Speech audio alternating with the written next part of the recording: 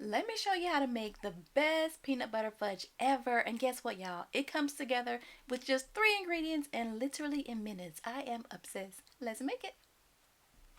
Okay, we're going to start with our peanut butter chips and our sweetened condensed milk. I'm going to add my sweetened condensed milk right into my saucepan. Now make sure that you are using sweetened condensed milk and not evaporated milk because, yeah, that's not going to work.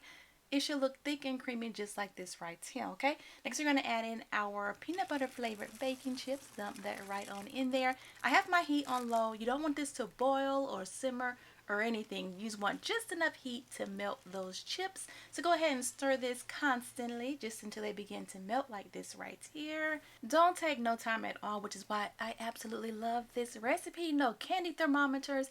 Just dump it all in a pan. Love it.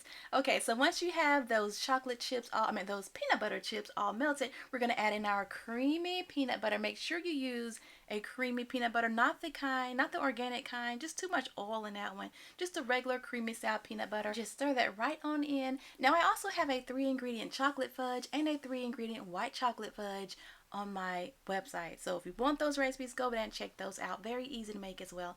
Okay, so I've lined my pan with parchment paper. I'm going to dump this right into my pan. Look, it's already starting to kind of like firm up a little bit, but it won't take long to firm up at all. So go ahead and just spread this out. You can use an offset spatula, your hands, just anything to kind of get it nice and flat and even, just like that. Perfect. All right, so now we're going to pop this into the fridge for about 1 to 2 hours just until it's completely set. And then go ahead and cut it into about 36 little cute little cubes.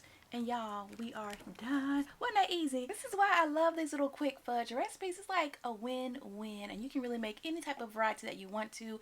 And the taste is amazing. If you make it, let me know how you like it, okay? Thank you guys so much for watching. If you have any questions, leave them below. Later.